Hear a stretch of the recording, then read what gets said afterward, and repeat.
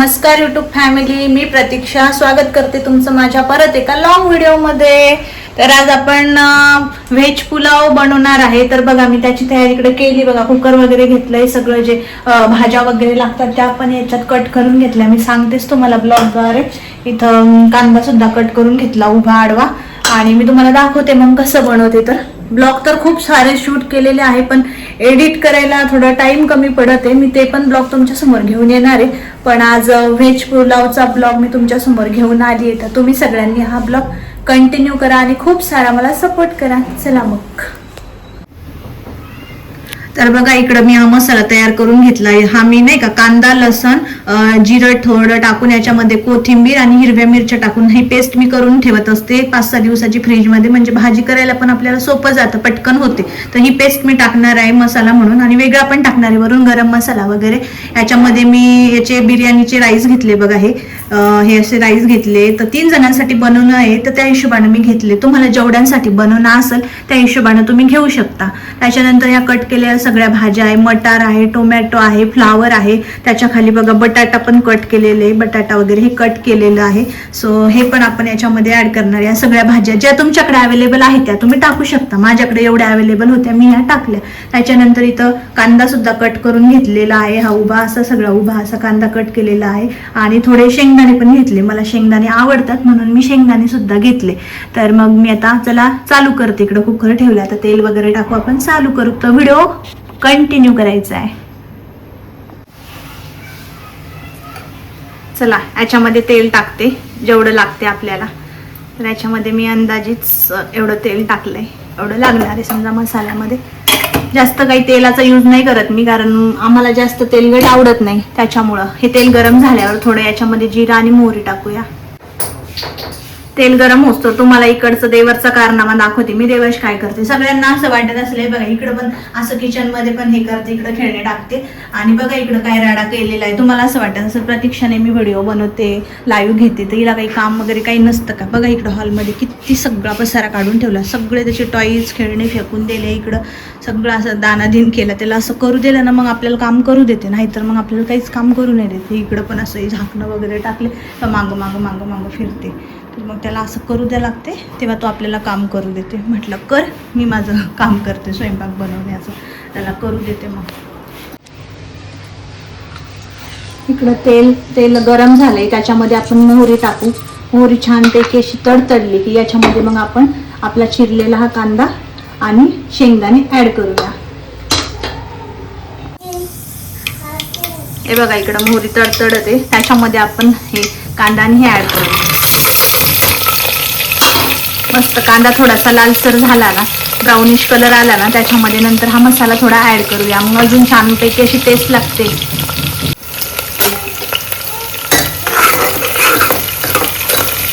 छानपैकी brown colour येऊपर्यंत हा कांदा नाही का आपल्याला होऊ द्यायचा तेलामध्ये. बघा कांद्याला असा ब्राऊन कलर आलेला आहे. हे बघा असा ब्राऊन. त्याच्यामध्ये आता आपण तो मसाला ऍड करू. त्याच्यामध्ये मी ही पेस्ट ऍड करते. मिक्स करायची छानपैकी त्याच्यामध्ये ही.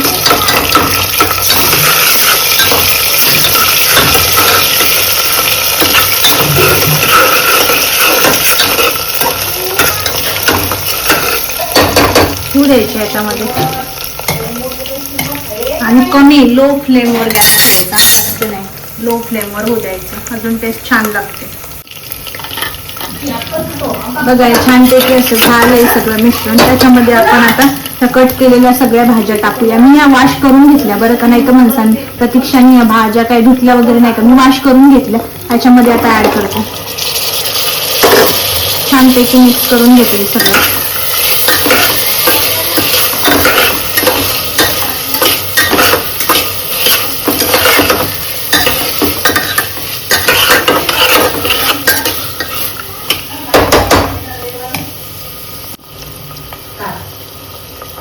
याच्यामध्ये ह्या भाज्या लवकर होण्यासाठी आपण थोडंसं मीठ ऍड करूया, म्हणजे लवकर हे शिजून जाणार.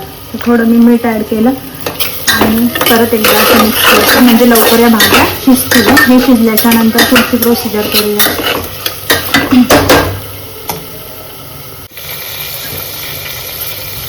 बघा किती छान कलर आला, छानपैकी अशा आहे भाज्या थोड्याशा झाल्या, म्हणजे आपल्याला आधर कच्च्या शिजून घ्यायच्या आहे. समजा 50-60% आपल्याला शिजून घ्यायचे आहे. त्याच्यानंतर मग पाणी टाकल्यावर, तांदूळ वगैरे टाकल्यावर ते अजून शिजतात. तर मी 40-50% शिजून घेतली. कलर बघून तुम्हाला दिसतच असेल जसा काही कलर आलेला आहे. त्याच्यामध्ये मग आपण हे ॲड करूया आता. त्याच्यामध्ये लाल मिरची पावडर, मीठ, मी पहिले थोडंच टाकलं होतं बरं का त्या भाज्या होण्यासाठी, मीठ आणि हा गरम मसाला आणि आपली हळद हे मी याच्यामध्ये ॲड करते. मिक्स करून घेते.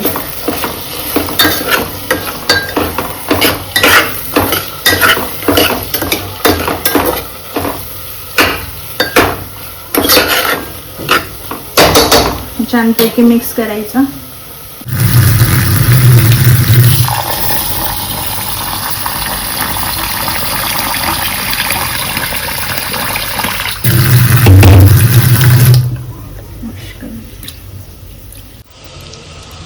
चला हे छानपैकी झालंय. त्याच्यामध्ये हे तांदूळ टाकूया आपण. मी म्हणजे धुवून घेतले बरं का, वॉश करून घेतले. तर हे मी याच्यामध्ये ॲड करते मस्तपैकी. सगळं त्याला मिक्स करायचं आहे मिश्रण.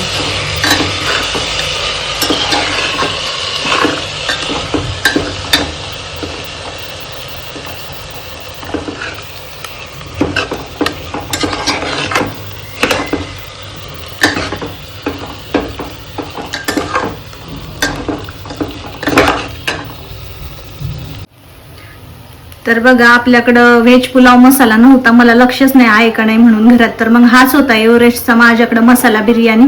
तर मग मी हाच याच्यामध्ये ॲड करते. तरी सुद्धा तुम्हाला सांगते की आपला पुलाव हा छान मस्त आणि टेस्टी होणार आहे. तर तुम्ही तेच टाकायचं आहे तुमच्याकडे असेल. तर नसेल तर तुम्ही दुसरा कोणताही ॲड करू शकता, किंवा मग हा एव्हरेस्टचा बिर्याणी मसाला पण ॲड करू शकता. तर मी थोडाफार हा याच्यामध्ये असा ॲड करून घेते.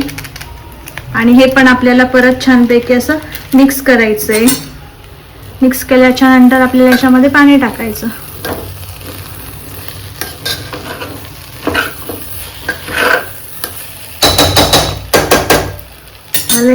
याच्यामध्ये आता जेवढं पाणी लागते त्या हिशोबाने मी घेतलंय आणि ऍड करते. तुम्ही जेवढ्याच्या अनुसार बनवणार ना पुलाव त्यानुसार तुम्ही पाणी आणि राईस टाकू शकता. यानुसार मला एवढं पाणी लागत होतं, एक माझा अंदाज असतो, त्याच्यानुसार मी याच्यामध्ये पाणी हे ऍड केलंय. आणि हे परत एकदा मिक्स करून घेते.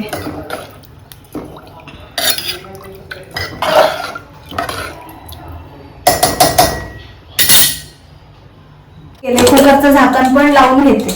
कुकरचं झाकण लावून घेते. कुकरचं झाकण लावलंय आता.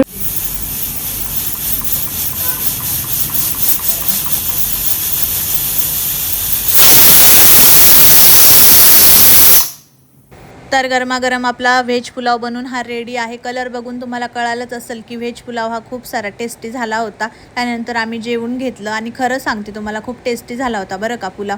तुम्हाला जर आवडला असेल तर मला कमेंटमध्ये नक्कीच सांगा. आणि त्याचबरोबर तुम्हीसुद्धा ही रेसिपी ट्राय करून बघा. चला भेटूया नेक्स्ट व्हिडिओमध्ये. तोपर्यंत सगळ्यांनी काळजी घ्या, स्वस्त राहा, मस्त राहा. Bye bye.